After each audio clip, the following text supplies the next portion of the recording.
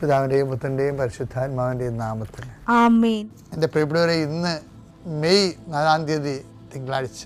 അമ്മേ പരിശുദ്ധ അമ്മേ, അമ്മേ പരിശുദ്ധമേ, ദൈവമാതാവേ, കൃപാസനത്തിലൂടെ ഞങ്ങൾക്കും ഞങ്ങളുടെ ദേശത്തിനും അമ്മ മധ്യസ്ഥം തേടി തന്ന എല്ലാ അനുഗ്രഹങ്ങൾക്കും കൃപകൾക്കും ഞങ്ങളിപ്പോൾ ഹൃദയം നിറഞ്ഞ നന്ദി പറയുന്നു.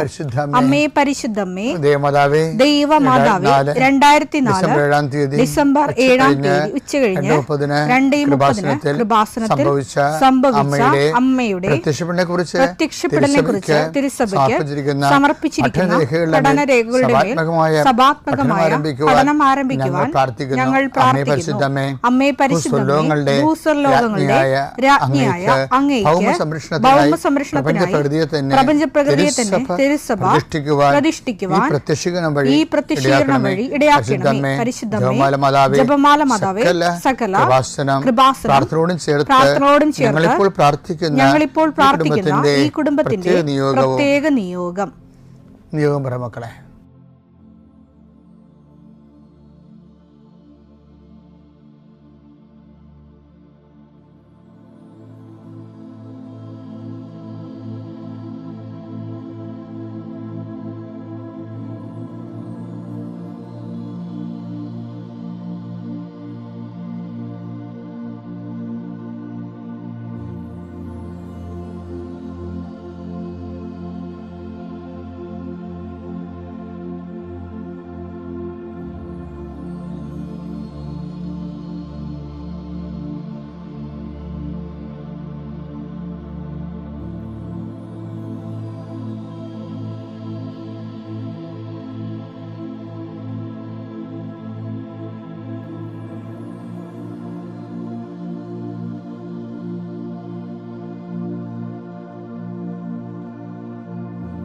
അമ്മയുടെ പ്രത്യക്ഷീകരണത്തിന്റെ ഈ അനുഗ്രഹവേളയിൽ ഞങ്ങൾക്ക് സാധിച്ചു തരുവാൻ കനിയണമേ.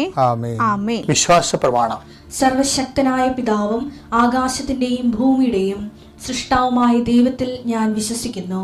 അവിടുത്തെ ഏകപുത്രനും ഞങ്ങളുടെ കർത്താവുമായ ഈശോമിശിഹായിലും ഞാൻ വിശ്വസിക്കുന്നു.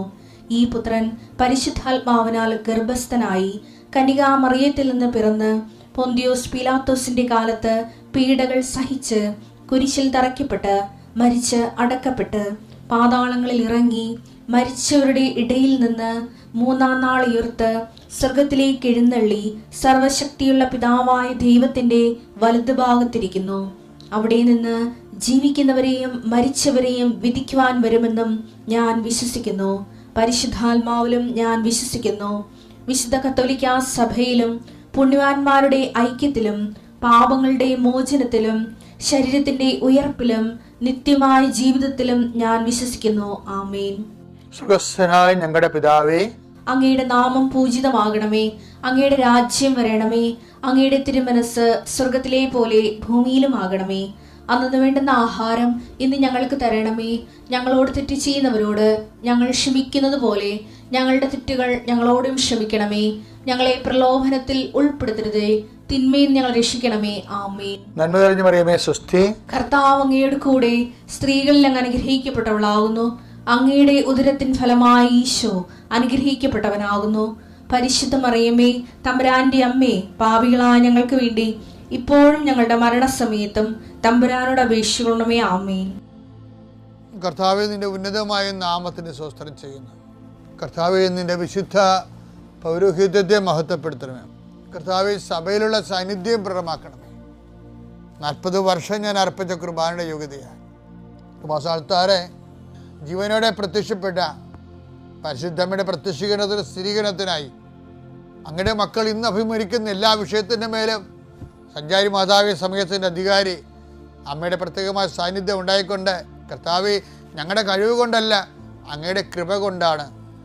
അങ്ങയുടെ മക്കൾ എവിടെയെല്ലാം യാത്ര ചെല്ലുന്നുവോ, ഏതെല്ലാം പരീക്ഷ എഴുതുന്നുവോ, ഏതെല്ലാം പക്ഷേ റിസൾട്ട് കാത്തിരിക്കുന്നുവോ, ഓരോ വിഷയത്തിനും മനസ്സ് എന്ത് നേറിക്കൊണ്ട് കാത്തിരിക്കുന്ന സഹായം പ്രതീക്ഷിക്കുന്ന ഓരോ സ്ഥലങ്ങളെയും കർത്താവേ, അത് നഷ്ടപ്പെട്ടു പോകാതെ അവർക്ക് കിട്ടാനും അവർക്ക് അനുഭവവേദ്യമാക്കാനും കർത്താവെ സഹായിക്കണമേ എന്ന് പ്രാർത്ഥിക്കുന്നു. ഓരോ ഡേറ്റും നീ പ്രത്യാശയോടെ കാത്തിരിക്കുന്ന ചില വ്യക്തികളുടെ വരവ്, പ്രത്യാശയോടെ കാത്തിരിക്കുന്ന ചില ഓഫറുകൾ, പ്രത്യാശയോടെ കാത്തിരിക്കുന്ന ചില തീയതികൾ എല്ലാം എൻ്റെ ദൈവവേദനയെ നിനക്ക് അനുഗ്രഹമായി മാറട്ടെ. അതിനെതിരെ വരുന്ന എല്ലാ തിന്മയുടെ ശക്തികളെയും ഈശോയുടെ നാമത്തിൽ ഞാൻ ബന്ധിച്ചു കർത്താവിന് കാൽക്കീഴിലാക്കുന്നു. കർത്താവെ, രോഗികൾ, പീഡിതർ, കുടുംബസമാധാനം ഇല്ലാത്തവർ, വിദേശ യാത്ര ചെയ്യുന്നവർ, കർത്താവെ, അവരെല്ലാം നീ ആശീർവദിക്കണമെന്ന് പ്രാർത്ഥിക്കുന്നു.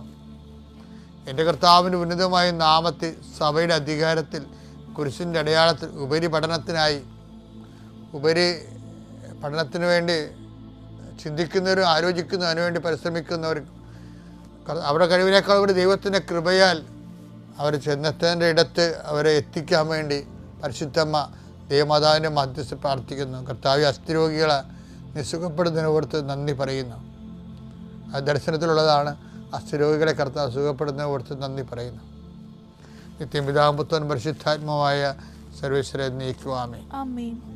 എൻ്റെ മക്കളെ, ദൈവവുമായിട്ടുള്ള ഡീലിങ്സ് വളരെ സൂക്ഷിച്ച് ഡീൽ ചെയ്തില്ലെങ്കിൽ ഞങ്ങൾക്ക് സെമിനാർ പഠിക്കാറെത്തി അവിടെ ചില ആൾക്കാരൊക്കെ പഠിക്കാതെ എന്നോട് ഞാൻ സെമിനാർ പഠിക്കുന്ന കാലത്ത് ഈ സ്റ്റഡിയുടെ പഠന സമയമുണ്ടല്ലോ, ആ സമയത്ത് ചില സമയത്തൊക്കെ നാടകം എഴുതും, ചില സമയത്ത് ചെറുകഥ കോമ്പറ്റീഷൻ വരും ഒക്കെ എഴുതും, ചിലപ്പോൾ കവിത കോമ്പറ്റീഷനൊക്കെ എഴുതും. അപ്പോൾ കൂട്ടുകാരുണ്ടല്ലോ, ആ പിൻ ഡ്രോപ്പ് സൈലൻ്റ് ആയിരിക്കേ. കൂട്ടുകാർ പഠിത്തം കഴിഞ്ഞിട്ട് പുറത്തിറങ്ങില്ല, നമ്മൾ പ്രാർത്ഥിക്കാൻ വേണ്ടി ഇറങ്ങുമ്പോൾ ചെവി പറയും, എന്താണ് റീക്കുള്ള തയ്യാറെടുപ്പാണല്ലേ, റീ എന്നവിടെ പറയണത്. റീ എന്ന് വെച്ച് കഴിഞ്ഞാൽ റീ എക്സാം എഴുതേണ്ടി വരുന്ന അതിന് അർത്ഥം. പഠിക്കണ സമയത്ത് ഇരുന്ന് കഥ എഴുതി കഴിഞ്ഞാൽ റീ എക്സാം എഴുതേണ്ടി വരുമെന്നാണ് അർത്ഥം. ഇതേ അപ്പോൾ അത് നിങ്ങൾ എന്താ പറയണത്, അങ്ങനെ സപ്ലി അതാണ്. ഇപ്പോൾ ഈ ദൈവത്തിലുള്ള ഡീലീസ് സൂക്ഷിച്ചൊരു സപ്ലി വരും. നിങ്ങൾക്ക് തോന്നുന്നുണ്ട് ഹാഗർ എങ്ങനെ കഥാപാത്രമായതാണ്, എബ്രഹാത്തിന് എങ്ങനെയാണ് ഈ ബലിയർപ്പിക്കേണ്ടി വന്നത് സ്വന്തം മകന്, അതെല്ലാം സപ്ലിയാണ്. ഹാഗർ സപ്ലിയാണ്, എബ്രഹാത്തിൻ്റെ ബലിയും സപ്ലിയാണ്. എന്നുവെച്ചാൽ റീ എക്സാമാണ്. ഒരു എക്സാമിന് തോറ്റാൽ ദൈവം അടുത്ത് അതിനേക്കാൾ ഭാരമുള്ള വേറെ എക്സാം വെക്കും. ദൈവത്തെ സംബന്ധിച്ചിടത്തോളം ദൈവം ഒരാളെ എക്സാം ചെയ്ത് സത്യസന്ധമാണെന്ന് കണ്ടാൽ മാത്രമേ പ്രൊസീഡ് ചെയ്യത്തുള്ളൂ. ഇപ്പോൾ ഹാഗർ എങ്ങനെ വന്നതാണ്? സാറാടെ ചിരിയിൽ നിന്നാണ് ഹാഗർ വരണത്. കർത്താവ് ആദ്യം പറഞ്ഞില്ലേ, അടുത്ത വസന്തത്തിൽ ഞാൻ ഇതിലേ കടന്നു പോകുമ്പോൾ നിനക്കൊരു കുഞ്ഞുണ്ടാകുമെന്ന് പറയത്തില്ലേ. ഉടനെ സാറാ ചിരിച്ച്, കാരണം ദൈവത്തിൻ്റെ വചനം അവിശ്വസിച്ചു. അപ്പം എന്ത് പറ്റി? അവിശ്വസിച്ച് കഴിഞ്ഞാൽ പിന്നെ അവിശ്വസിച്ച ആ അവസ്ഥയിൽ ദൈവമായിട്ട് ഡീലിങ് നടക്കത്തില്ല. പിന്നെ വിശ്വാസത്തിലേക്ക് വരണമെങ്കിൽ വിശ്വാസം തെളിയിക്കണം. അപ്പം സാറ വന്ന് എബ്രാഹും ആ അതിൽ പെട്ടുപോയി. സാറ ചിരിച്ചപ്പോൾ എബ്രാഹത്തിന് സാറാനെ ഒന്ന് ശാസിക്കാമായിരുന്നു. പക്ഷെ എബ്രാഹിം മിണ്ടിയില്ല. അതൊരു പുതുമയായിട്ട് എടുത്ത് ദൈവമാണ് സംസാരിക്കണം എന്നുള്ള ദൈവം എബ്രാഹിമിന് തോന്നിയില്ല. 30:18 കർത്താവ് പറഞ്ഞു വസന്തത്തിൽ ഞാൻ തീർച്ചയായും തിരികെ വരും. അപ്പോൾ നിന്റെ ഭാര്യ സാറായിക്ക് ഒരു മകനുണ്ടായിരിക്കും. അവന്റെ പിറകിൽ കൂടാരവാതിൽക്കൽ നിന്ന്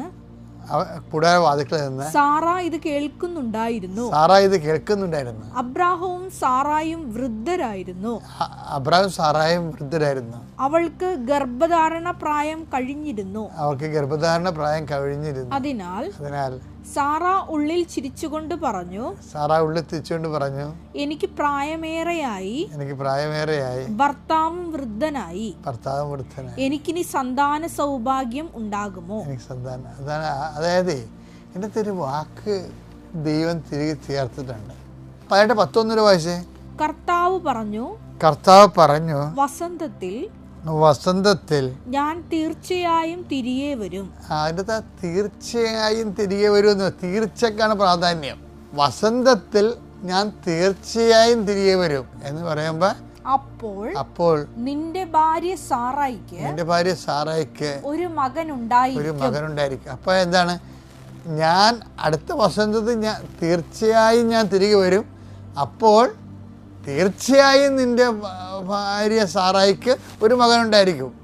അത് ആ തീർച്ചയായും എന്നുള്ളത് അണ്ടർസ്റ്റുഡാണത്. പക്ഷെ ഇത് വചനം കേട്ടിട്ട് ആ പൊട്ടിക്ക് മനസ്സിലായില്ല. അവൾ ചിരിച്ച്. ആ ചിരിച്ചു കഴിഞ്ഞാലുള്ള ഒരു കുഴപ്പം, ദൈവത്തിൻ്റെ വചനം അവർ കേട്ട വചനം അവർക്ക് പ്രയോജനപ്പെട്ടില്ല. കാരണം അവരത് വിശ്വസിച്ചില്ല എന്ന് പറയുന്നില്ല. ഹെബ്രായർ 4:2 എന്നാൽ അവർ കേട്ട വചനം അവർക്ക് പ്രയോജനപ്പെട്ടില്ല. കാരണം അവർ അത് വിശ്വസിച്ചില്ല. അതാണ് വചനം. ഇപ്പം ഇവിടെ ചിരിച്ചപ്പോൾ എന്ത് പറ്റി? വചനം വിശ്വസിച്ചില്ല. അപ്പോൾ ആ കേട്ട വചനം ഇനി പ്രയോജനപ്പെടത്തില്ല. അപ്പോൾ ദൈവം എന്ത് ചെയ്ത്, ഇനി ഇവരുടെ അവിശ്വാസം ടെസ്റ്റ് ചെയ്യാൻ വേണ്ടി എന്ത് ചെയ്ത്, ലോത്തിനെ ഇളക്കി വിട്ട്. ലോത്തൊക്കെ വെറുതെ അവിടെ ഇവൻ പറഞ്ഞ ഈ ലോത്തൊക്കെ ഇവർ പറഞ്ഞ കേട്ട് ഈ കുഞ്ഞാടിനെ പോലെ പറയുകയാണ്. അല്ലെങ്കിൽ എബ്രാഹിം കൊണ്ടുവരുക ലോത്തിനെ. ലോത്ത് വല്ല ഗുണ്ടായുസം കൊണ്ടാ കാണിക്കണമെന്നുണ്ടെങ്കിൽ ലോത്ത് വീട്ടിൽ നിന്ന് ഇറങ്ങിപ്പോരുമ്പോൾ പഞ്ചപുച്ച ഉടക്കിയ ഇയാളുടെ ഒരു ദാസനായിട്ട് പോകുന്ന ആളാണ്. പക്ഷേ ഇവർ ദൈവത്തിൻ്റെ മുമ്പിൽ ചിരിച്ച് പണി മേടിച്ചപ്പോൾ ലോത്തിൻ്റെ യഥാർത്ഥ രൂപം കാണിച്ചു. എന്താണ്, അവനവരുടെ കൂട്ടുകാരെല്ലാം കൂടിയിട്ട് പിന്നെ എബ്രാഹത്തിനെ സമ്മർദ്ദത്തിലാക്കി. വെള്ളപ്രശ്നവും അങ്ങനെ പല പ്രശ്നം വരാൻ പോകുന്നുണ്ട്. ഇതുപോലെ ലോത്ത് കുറച്ച് പരുക്കനായി. സാറായിക്ക് ലോത്തിന് സംശയം. എബ്രാഹിം അങ്ങ് വീട് ചത്തു കഴിഞ്ഞാൽ പിന്നെ ലോത്തിൻ്റെ ഭരണവില വരാൻ പോണത്. അപ്പോൾ സാറാനെ എങ്ങനെ കൊന്നാൽ എന്ത് ചെയ്യും? സമ്പത്തെല്ലാം അടിച്ചെടുക്കൽ. ഈ ലോത്ത് കഥാപാത്രമല്ല, ചിരിച്ച് കഥാപാത്രം. ഇവള് ചിരിച്ച് ദൈവത്തിൻ്റെ വചനം അവിശ്വസിച്ച് കഴിഞ്ഞപ്പോൾ ആ കണക്ഷൻ പോയി. അപ്പം ലോത്ത് ബലം പ്രാപിച്ചു. നമുക്ക് ചുറ്റും ഉണ്ടാകുന്ന കുഴപ്പമാണ്, നിങ്ങൾ ഈ പ്രാർത്ഥന മുടക്കുകയും നിങ്ങൾക്ക് ഇത്തിരി പണം കിട്ടിക്കഴിയുമ്പോഴും ജോലി കിട്ടിക്കഴിയുമ്പോൾ ദൈവത്തിനൊക്കെ മറക്കുകയും ചെയ്യുമ്പോൾ എന്ത് പറ്റും? നിങ്ങൾക്ക് ജോലി കിട്ടണമെങ്കിൽ നിങ്ങളുടെ ഭാര്യയും ഭർത്താവായിട്ട് ഭയങ്കര സ്നേഹവും പൊന്നും തേനും ഒക്കെ ആയിരുന്നു, മക്കളുമായിട്ടൊക്കെ ഭയങ്കരമായിരുന്നു. നിങ്ങൾ ജോലി കിട്ടിക്കഴിഞ്ഞപ്പോൾ നിങ്ങൾക്ക് പിന്നെ കറക്കവും പിന്നെ കുർബാനയില്ല, അവിടെ പോകുന്നു. പിന്നെ ജോഗിങ് അല്ലല്ല, ഓരോ സ്ഥലത്ത് റിസോർട്ടിൽ പോയി ആൾക്കാർ താമസിക്കല്ലേ. ഞായറാഴ്ച എങ്ങനെ പോയി താമസിക്കും, കുർബാനക്ക് പോകത്തില്ല. കാര്യം എന്താ? അവർക്ക് ഇനിയിപ്പോൾ ദൈവത്തിന് ആവശ്യമില്ല. പിന്നെ എന്ത് ചെയ്യും? അവസാനം ആ മക്കളുമൊക്കെ തോന്നിയവാസികളായി. നിങ്ങൾ ഓർക്കരുത്, നിങ്ങളുടെ കേമത്തം കൊണ്ട് ഒരുത്തൻ പാട്ട് പാടാൻ പോയി അവൻ്റെ കുടുംബം ഇന്ന് മൊത്തം നശിച്ചിരിക്കുക അല്ലേ? ദൈവത്തിന് മറന്ന പണി കിട്ടും. അതായത് നമുക്ക് ദൈവവിശ്വാസം ഉണ്ടായാലും ദൈവത്തിൻ്റെ ആ ചൈതന്യത്തിൽ വളർന്നു വന്നതിന് ശേഷം നമ്മളിത്തിരി രക്ഷപ്പെട്ട് കാണുമ്പോൾ ദൈവത്തെ മറക്കാമെന്നൊക്കെ വിചാരിച്ചു കഴിഞ്ഞാൽ ഒറ്റടക്ക് പോകത്തില്ല. ഇപ്പം സാറാവുന്ന ചിരിച്ചതാണ് കൂടാരത്തിൻ്റെ പറയുന്നുണ്ട്. ഇപ്പം എന്നാ പറ്റി? ലോത്ത് അത്രയും നാളും പത്തി മുടക്കി കിടന്ന് ലോത്ത് ബലം പ്രാപിച്ച്. സാറൊക്കെ പേടിയായി. സാറാ പറഞ്ഞ്, ദൈവത്തിൻ്റെ വാക്യം കേട്ടുകൊണ്ട് കാത്തിരുന്ന നിങ്ങളുടെ തലേന്ന് ഞൊട്ടിക്കൊണ്ട് ശത്രുക്കൾ പോകും. അതുകൊണ്ട് ആകരണ പ്രാപിക്കൂ, പിള്ളേരുണ്ടാകട്ടെന്ന് പറഞ്ഞു. അങ്ങനെ എബ്രാഹത്തിന് ആ സ്ത്രീ അവതാളത്തിലാക്കി. എബ്രാഹം പേടിച്ചു പോയി. അപ്പോൾ ഉടനെ ഹാഗർ ഗർഭിണിയായി. അപ്പോഴേ ആ എബ്രാഹം സാറാഭരണ കേട്ടില്ലേ? സാറാഭരണ കേട്ടാണല്ലോ എബ്രാഹം ദൈവം എന്താ പറഞ്ഞത്? വസന്തത്തിൽ തീർച്ചയായും ഞാൻ എതിരെ പോകും, അപ്പോൾ നിനക്കൊരു ആൺകുഞ്ഞുണ്ടാവുമെന്ന് പറഞ്ഞില്ലേ? അത് കേട്ട ആളാണ് എബ്രാഹം സാറാഭരണ കേട്ടപ്പോൾ ഇനിയിപ്പോൾ ദൈവം എപ്പോഴാണ് അറിയത്തില്ലല്ലോ എന്ന് ചോദിച്ചുകൊണ്ട് അയാൾ ആഗറിനെ പ്രാപിച്ചു. ഇസ്മയിൽ ജനിച്ചു. പിന്നെ എന്ത് ചെയ്ത്? ദൈവം വാക്ക് പാലിച്ചു. ദൈവം ഇസഹാക്കിനെ കൊടുത്തു. പക്ഷേ ആഗർ എങ്ങനെയാണോ സാറയുടെ ചിരിയിലൂടെ രംഗത്ത് വന്ന് ഇവർക്കെതിരായത്, അതുപോലെ ഹാഗർ സാറാക്കെതിരായി. ദൈവം പറഞ്ഞാൽ കേൾക്കാതെ എബ്രാഹം സാഗറിനെ പ്രാപിച്ചതിൻ്റെ പേരിൽ പിന്നെ എന്ത് ചെയ്യും? അതിനേക്കാൾ വലിയ പരീക്ഷണത്തിന് അഭിമുഖീകരിക്കേണ്ടി വന്നു. അതാണ് ഇസഹാക്കിൻ്റെ ബലി എന്ന് പറയുന്നത്. ഇസഹാക്കിൻ്റെ ബലി എബ്രാഹം മലത്തി വെച്ചതാണ്. ഈ ഹാഗറിനെ പ്രാപിക്കാതിരുന്നെങ്കിൽ, കർത്താവിൻ്റെ വചനം പോലെ വിശ്വാസത്തോടെയും പ്രത്യേകം കാത്തിരുന്നെങ്കിൽ എബ്രാഹത്തിൻ്റെ ബലി ഒഴിവാക്കാമായിരുന്നു. അത് എൻ്റെ ഒരു സ്വകാര്യ ചിന്തയാണ്. സഭ ഇങ്ങനെ ഈ വിഷയത്തിൽ അങ്ങനെ ഒരു പഠനങ്ങളൊന്നുമില്ല. എന്നാലും ഈ പ്രലോഭനങ്ങൾ രണ്ടും നമ്മളെപ്പോഴും, ഞാൻ നിങ്ങളോട് ഉദ്ദേശിക്കുന്നത്, ഒരു കാര്യം ദൈവത്തിൻ്റെ പേരിൽ ദൈവത്തെ അവിശ്വസിച്ചുകൊണ്ട് നമ്മൾ ദൈവത്തെ ഒഴിവാക്കിയാൽ, നമ്മൾ അതിനേക്കാൾ വലിയ ഒരു കുരിശ് ഒഴിവാക്കിയാൽ അതിനേക്കാൾ ഇനി വരാമ്പോൾ അതിനേക്കാൾ വലിയ കുരിശായിരിക്കും. അതാണ് ഓരോ ഈ എബ്രാഹത്തിൻ്റെ സാറായുടെയും കഥയുടെ അന്തർധാരയിൽ പോകുന്ന ഒരു നൂലതാണ്. ശരിക്കും എബ്രാഹത്തിന് രണ്ടിനും പണി കിട്ടില്ലേ? തിരിച്ച് സാറായ്ക്ക് ഹാഗറിൽ നിന്ന് സമ്മർദ്ദം ഉണ്ടായി. സാറാ പറഞ്ഞ കേട്ട് ഹാഗറിനെ പ്രാപിച്ച എബ്രാഹത്തിന് സ്വന്തം മകനെ ബലിയർപ്പിക്കേണ്ടി വരുന്ന, ബലിയർപ്പിച്ചില്ലെങ്കിൽ പോലും ആ ടെൻഷൻ എന്ന് പറഞ്ഞാൽ വല്ലാത്ത ടെൻഷനല്ലേ അയാൾ അനുഭവിച്ച് കൂട്ടിയത്. പല ടെൻഷനും ദൈവത്തിൻ്റെ വാക്കുകൾ അനുസരിക്കുന്നതിന് പകരം സാഹചര്യ സമ്മർദ്ദത്തിന് അടിപ്പെടുന്നതുകൊണ്ട് ഉണ്ടാക്കുന്നതാണ്. അതുകൊണ്ട് നിശബ്ദമാവുക, ദൈവവഴികൾക്ക് വേണ്ടി കാത്തിരിക്കുക, അത് നടപ്പിലാക്കാൻ വേണ്ടിയുള്ള സാവകാശം വേണ്ടി പ്രാർത്ഥിക്കുക. പിതാവിൻ്റെയും പുത്രൻ്റെയും പരിശുദ്ധാത്മാവിൻ്റെയും നാമത്തിൽ.